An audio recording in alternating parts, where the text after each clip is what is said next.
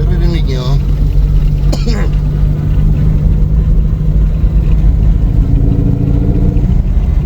So, rubbing sa kanan,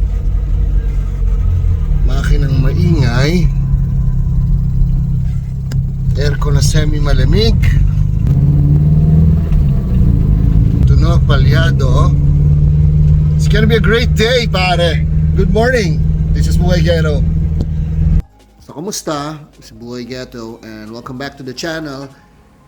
Maybe itong episode na to features natin, mag-feature tayo ng mga update sa ating mga project, walang katapusang gastos.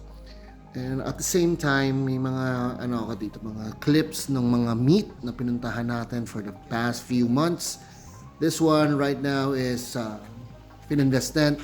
This is SPMF Manila Fitted Southern Sun 2026. I forgot pang ilang beses na to, pero kasi isa sa mga favorite meets ko to kasi South, malapit, and ibang vibe nito kasi dito, itong meet na to usually maraming lumalabas sa kakaibang mga unicorn.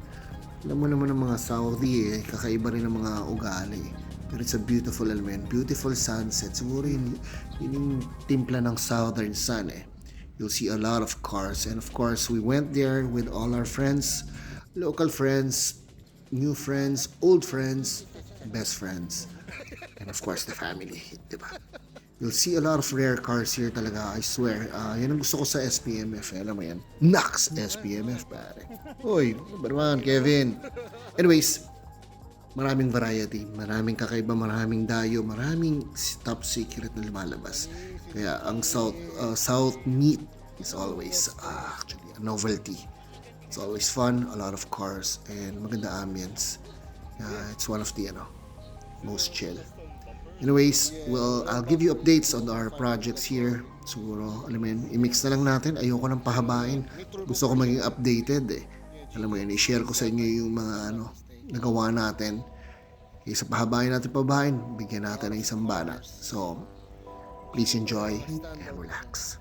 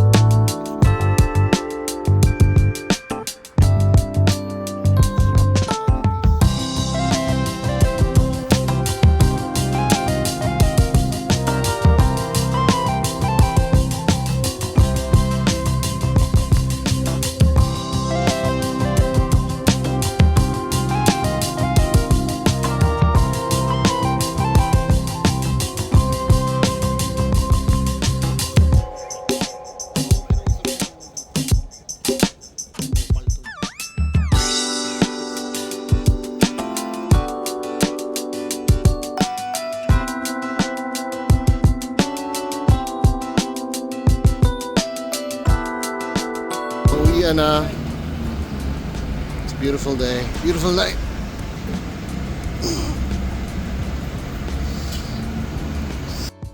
Hello guys, this is Buhay Ghetto and welcome back to the channel. Actually, this is a quick car review na lang din kasi minsan lang natin bibigyan ng pagkakataon para mag-review ng auto, which is ito yung actually na feature ko na din. So this time, in-depth natin tong sasakyan na to. Okay.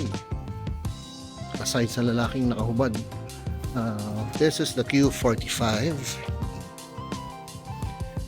You've all seen this. This is the pinaka parang big brother ng Zafiro. Alam ko mahihilig sa mga VIP cars, and ito ang isang parang ultimate for VIP builds. It's a Q45. Sa tropa natin meron tayo nito. At ito yung actually yung pinuntahan natin sa Navotas before, and ginump lang natin yung process and ito na siya ngayon. So fucking rad. So, okay, let's go do an in-depth lang review for the car first. Actually, hindi ako nagdadrive ng ibang kotse unless papaalam ako. Pero ito, this time, na-try ko na itong i-drive and damn, I was really impressed. Anyways, medyo luma na rin itong coaching to. So it's more, it falls on the 90s car na rin. Kasi, I think this is a 98 or 97. And, check it out. Kahit luma, here you go. Ay, nako punyemers. I feel like a small Asian guy driving a parang expedition, no? So, ito yun. Ang ganda pa rin ng talaga ng luxury car. Okay. Everything here, pasensya na yun. May chinecheck lang dyan sa kotse. Kaya ganon. Pero,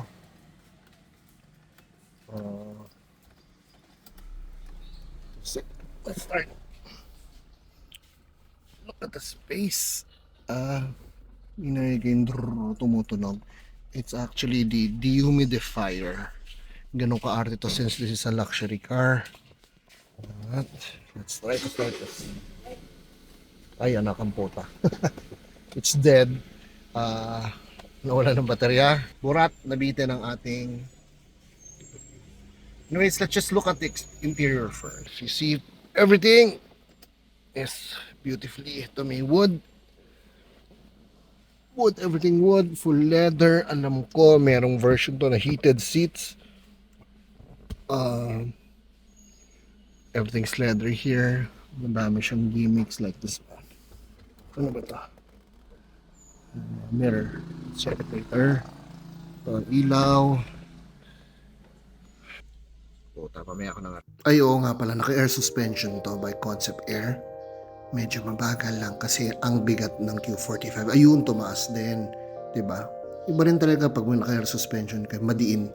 Yun nga lang minsan air sus mariosep. Overall, if you look at the Q45, sobrang demanding na talagang executive boss look. Ito ay isang I think iconic sa mga mahihilig sa mga VIP. This is the car for you. Though mahirap na maghanap ngayon at pumalo na ang presyo ng napakataas kasi nga because of its rarity. Pero nothing can beat the look, the presence, and everything. It's so nice. Parts are medyo available naman. May mahahanap ka. May mga tao rin na magaling sa Q45. V8 to. So as of now, hindi swak sa crisis. Shit. Pero as a car guy, ano ba mas importante?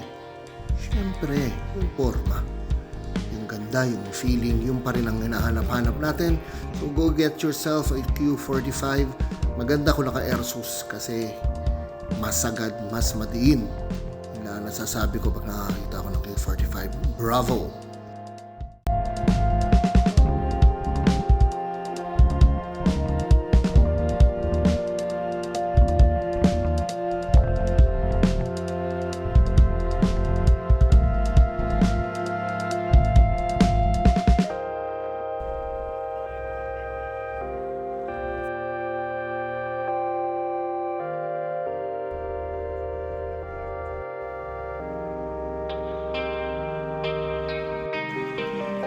So we're with Kevin right?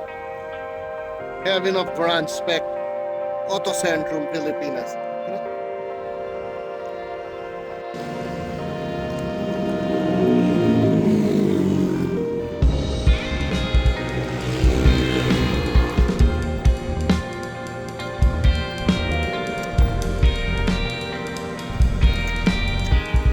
Grabe, Grand Spec oh. Ang titindi ng mga spec. Autohan ni Grand Spec oh.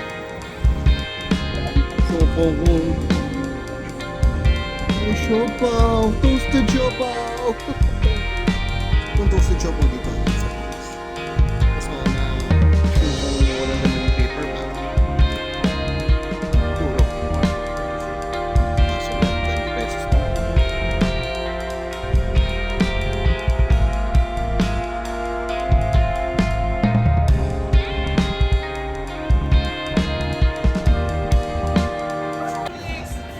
So, nandito na kami ngayon sa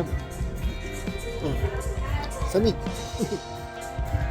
Okay, so dito tayo sa Clean Fuel. Oh, okay, wild. Maaga pa, mga 6 or 7, 6:30 pa lang. So, marami pang mangyayari. And this is the Manila Street Chronicles Crazy Four-Door Meet. So, everyone's here. Ano lang muna tayo. Ang dami mga familiar faces. Yung clips natin.